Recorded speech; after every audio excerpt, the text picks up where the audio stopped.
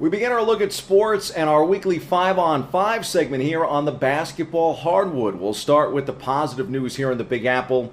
In the 25th anniversary season for the WNBA, the Liberty prevails Sunday in what the league dubs the 97 game. Rebecca Allen scores a season-high 17 points and has 2 block shots in the final minute of New York's 76-73 victory over LA. The inaugural game was played on June 21st, 1997 at the Great Western Forum in LA, which the Liberty also won, topping the Sparks 67-57 in 97. After 2 straight losses, a nice bounce-back win for the 2021 Liberty in the anniversary game. We go inside the locker room for more. After 2 really tough losses, this was really a character revealing game for us. We knew it was going to be a battle of wills. We knew LA was going to be tough and they were going to fight and they were going to make it really difficult for us, and they did. But I thought that we really just hung tough. We stayed together when we could have folded and we could have fallen apart. And to me, this really shows how tough we are. It shows that when we do put our minds we work together and we stay focused. We had 30 turnovers. That's you don't win games with 30 turnovers, and we did. A night earlier, it was an historic showdown, but not the result New York, especially Brooklyn fans, were looking for in the NBA playoffs. Following a season filled with injuries and absences, the Nets' postseason ends the same way Saturday night at Barclays Center, with Kyrie Irving watching from the bench in street clothes injured. The Nets suffered a late collapse against the Milwaukee Bucks and lose 115-111 in overtime in Game 7 of the Eastern Conference semifinals, a heartbreaker. With a spot in the conference finals riding on it, the Nets shot 1 for 12 in the overtime as their season ran out of steam with the sound of a clank off the rim. The last miss was Kevin Durant's heave with 0.3 seconds left. The Nets suffered their first and only home defeat of these playoffs despite a Game 7 scoring record of 48 points from KD. Here's more from Brooklyn. Kevin's just, I don't know what more Kevin could do. It's just out of this world. And you can say that for all our guys at a different part of the season, gave us something, and just really, really proud of the group. And I hurt for them more than anything. We want to win every game we play. We want to win a championship every year, just like every team. So the last game of the season, you lose. But the beauty of our profession is we get up and keep going. Everybody on this team works extremely hard. They care about the game. So we get ready for next year. Ironically, Sir Charles called it. Our BronxNet cameras recently caught up with NBA legend Charles Barkley ahead of his appearance in the American Century Championship in Lake Tahoe, Nevada. He's going to be playing some golf again. Barkley had been saying how he didn't see the Nets winning it and how he was rooting against them. Can you believe that? Calling out super teams and leading up to the golf championships. Instead, Sir Charles roots for the Knicks to be good. I want to see the Knicks do good. What they learned during the playoffs is you can't just work hard. They're one of the hardest working teams in the league. That's how they got the number 4 seed. But as you saw when the playoffs started, they don't have enough talent. So this is a really, really big summer for them. Let's dig deeper to 5 stories that you may have missed from the weekend here on 5-on-5. Coming in at number 3, the Yankees, a triple play, literally another triple play for the Bronx Bombers. This one, a game-ending triple play that ties an MLB record in the Bronx in a win Sunday over Oakland. I got a pretty good line of sight to it. As soon as he hit the ball, usually a triple play sneaks up on you, right away. I'm thinking that's a triple play. And sure enough, Gio does a great job, perfect feed. DJ's able to turn it over, and that's two huge ones with Chappie on the mound late in the game, obviously. But I'll tell you what, it's exciting to be a part of that when it ends the game. We move from the number 3 to the number 4 and celebrate 4-baggers, as in home runs, just not ones the Mets were happy to watch.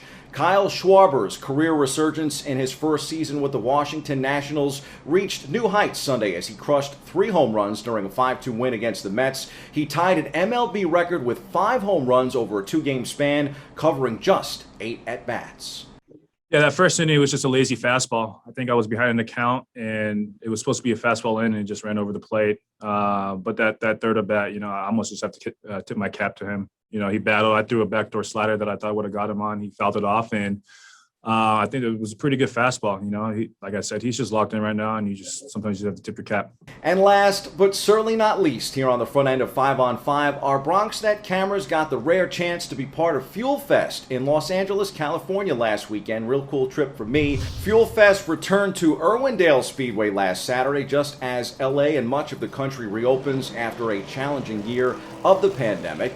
Now in its second year, FuelFest blends the enthusiast's passion for the automotive world with celebrities, live music, food, drinks, and of course, art, as in car art. The show featured over 600 top custom, exotic, rare, and exclusive cars, trucks, and even a few motorcycles. So many movie cars, especially from the Fast and Furious franchise, which is celebrating 20 years. There were car exhibitions, drag racing, and drift exhibitions too. Also, for the first time in LA, spectators and fans were able to enter their own vehicles for drag racing. For us, it was also a chance to catch up with Craig Lieberman of Fast and the Furious fame and to see a car once owned by the late Paul Walker. A portion of the event's proceeds benefit Reach Out Worldwide, ROWW, the nonprofit charity founded by Walker and continued by his brother Cody Walker. The organization was founded in 2010 by the late actor-producer after a massive earthquake devastated Haiti, and Walker was inspired to organize a relief team that responded to the disaster. Some truly awesome cars. I even got to meet Kit from my favorite TV show as a kid, Knight Rider. Look in the glove compartment. Just call me David Hasselhoff. There's 5. Here's the lineup from the coming weekend. The Yankees invade Boston for the start of a 3-game weekend series with the rival Red Sox tonight. The Pinstripers grab the top spot here on the back end of 5 on 5. Meanwhile, the Mets will be hosting a rival this weekend, playing 2 games today with Philadelphia at Citi Field. The Amazons play the Phillies for 4 in Queens. From baseball to the WNBA, the New York Liberty will take on the Atlanta Dream Saturday on the road at 7 p.m., while NYCFC will take on DC United Sunday at 6 p.m. and MLS action. That game is at Red Bull Arena in New Jersey.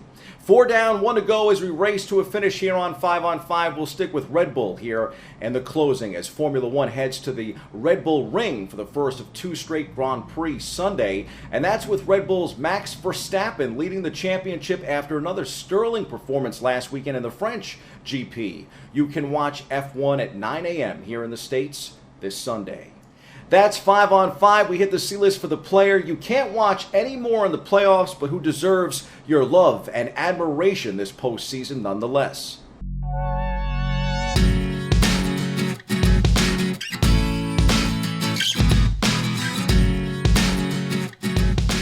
Kevin Durant's 48 points were not enough in Game 7, but in my book, it should be enough for him to go from long being considered the number 2 of just about everything to finally taking claim in your book as the best player on the planet.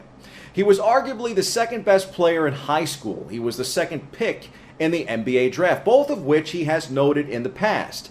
KD also reminded us that he has been second in the MVP voting 3 times.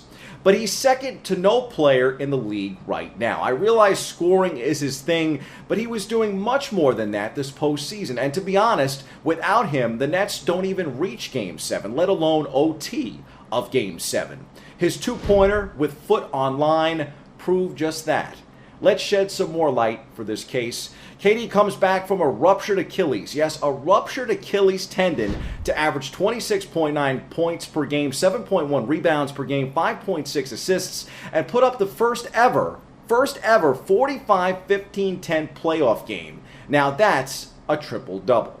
Then you add in scoring the most points ever in a Game 7.